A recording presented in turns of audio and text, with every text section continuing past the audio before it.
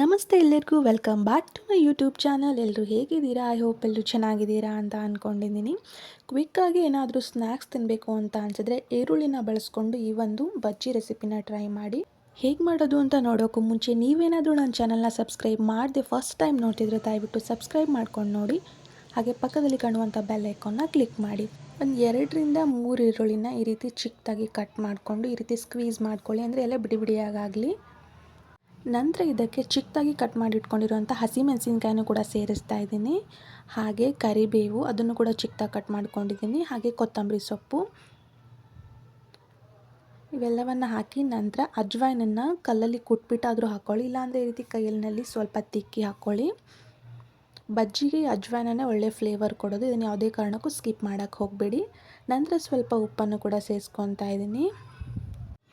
ಹಾಗೆ ನೆಕ್ಸ್ಟ್ ಇದಕ್ಕೆ ಕಡಲೆ ಹಿಟ್ಟನ್ನು ಸೇರಿಸ್ತಾ ಇದ್ದೀನಿ. ಒಂದು 4ರಿಂದ 5 ಟೇಬಲ್ ಸ್ಪೂನಷ್ಟು ಮೊದಲಿಗೆ ಸೇರಿಸ್ತಾ ಇದ್ದೀನಿ. ಮತ್ತು ಆಮೇಲೆ ಬೇಕಿದ್ದರೆ ಎಕ್ಸ್ಟ್ರಾ ಸೇರಿಸ್ಕೋಬೋದು. ಆಮೇಲೆ ಒಂದು 2ರಿಂದ 3 ಟೇಬಲ್ ಸ್ಪೂನಷ್ಟು ಅಕ್ಕಿ ಹಿಟ್ಟನ್ನ ಸೇರಿಸ್ತಾ ಇದ್ದೀನಿ. ಅಕ್ಕಿ ಹಿಟ್ಟು ಬಳಸೋದ್ರಿಂದ ಸ್ವಲ್ಪ ಕ್ರಿಸ್ಪಿ ಆಗುತ್ತೆ ಅಂತ ಅಷ್ಟೇ. ಇದು ಆಪ್ಷನಲ್ಲು, ನೀವು ಬೇಕಿದ್ದರೆ ಸೇರಿಸ್ಕೋಬೋದು, ಇಲ್ಲಾಂದರೆ ಸ್ಕಿಪ್ ಕೂಡ ಮಾಡ್ಬೋದು, ನಡೆಯುತ್ತೆ. ಇವೆಲ್ಲವನ್ನು ಹಾಕಿ ಮೊದಲಿಗೆ ಒಂದು ಸತಿ ಹಾಗೆಯೇ ಡ್ರೈ ಮಿಕ್ಸ್ ಮಾಡ್ಕೊಳ್ಳಿ, ನೀರನ್ನು ಸೇರ್ಸೋಕ್ಕೆ ಹೋಗಬೇಡಿ. ಈ ರೀತಿ ಮೊದಲಿಗೆ ಹಾಗೆಯೇ ಮಿಕ್ಸ್ ಮಾಡಿಕೊಂಡು ನಂತರ ಸ್ವಲ್ಪನೇ ನೀರನ್ನು ಸೇರಿಸ್ತಾ ಇದನ್ನು ಗಟ್ಟಿಯಾಗಿ ಕಲಸಿಟ್ಕೊಳ್ಳಿ. ಹಾಗೆ ಬೇರೆ ಬೇರೆ ವೆರೈಟಿ ಆದಂಥ ಸ್ನ್ಯಾಕ್ ರೆಸಿಪೀಸ್ ಕೂಡ ನನ್ನ ಚಾನಲಲ್ಲಿ ಅಪ್ಲೋಡ್ ಮಾಡಿದ್ದೀನಿ. ಒಂದು ಸತಿ ಚಾನಲ್ನ ವಿಸಿಟ್ ಮಾಡಿ. ನಿಮಗೆ ಯಾವ ರೆಸಿಪಿ ಇಷ್ಟ ಆಯಿತು ಅಂತ ನನಗೆ ಕಮೆಂಟಲ್ಲಿ ತಿಳಿಸಿ.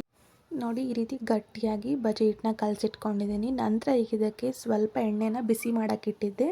ಆ ಬಿಸಿ ಎಣ್ಣೆಯಲ್ಲಿ ಒಂದು 2ರಿಂದ 3 ಟೇಬಲ್ ಸ್ಪೂನಷ್ಟು ಎಣ್ಣೆನ ಹಿಟ್ಟಿಗೆ ಹಾಕ್ಕೊಂಡು ಸ್ಪೂನಿಂದನೇ ಕಲಿಸ್ಕೊಳ್ಳಿ. ಡೈರೆಕ್ಟಾಗಿ ಕೈ ಹಾಕಕ್ಕೆ ಹೋಗಬೇಡಿ, ಎಣ್ಣೆ ಬಿಸಿ ಇರುತ್ತೆ.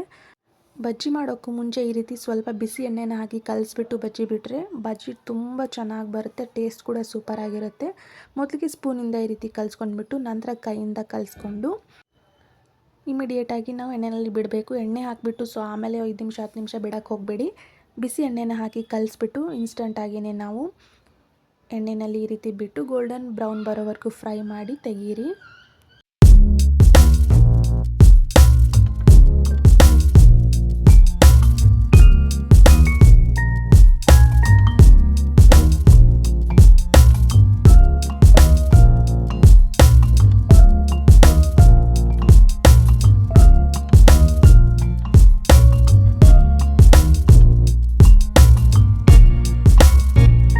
ಹಾಗೆ ಎಲ್ಲ ಬಜ್ಜಿಟ್ಟನ್ನು ಕೂಡ ಈ ರೀತಿ ಎಣ್ಣೆಯಲ್ಲಿ ಬಿಟ್ಕೊಂಡು ಫ್ರೈ ಮಾಡಿಕೊಂಡ್ರೆ ಆಯಿತು. ಇನ್ಸ್ಟಂಟಾಗಿ ನಮಗೆ ಈರುಳ್ಳಿ ಬಜ್ಜಿ ರೆಡಿ ಆಗಿಬಿಡುತ್ತೆ. ನೀವು ಕೂಡ ಟ್ರೈ ಮಾಡಿ, ನನಗೆ ಹೇಗೆ ಬಂದಿತ್ತು ಅಂತ ಕಮೆಂಟಲ್ಲಿ ತಿಳಿಸಿ. ಹೀಗೆ ವಿಡಿಯೋಸ್ನ ನೋಡಿ ಸಪೋರ್ಟ್ ಮಾಡ್ತಾಯಿರಿ. ನಿಮಗೆ ರೆಸಿಪಿ ಇಷ್ಟ ಆದಲ್ಲಿ ಲೈಕ್, ಶೇರ್, ಕಮೆಂಟ್ ಮಾಡಿ. ಮತ್ತು ನೆಕ್ಸ್ಟ್ ವಿಡಿಯೋದಲ್ಲಿ ಸಿಗ್ತೀನಿ. ಅಲ್ಲಿವರೆಗೂ ವಿಡಿಯೋ ನೋಡ್ತಾ ಸಪೋರ್ಟ್ ಮಾಡ್ತಾಯಿರಿ. Thank you for watching.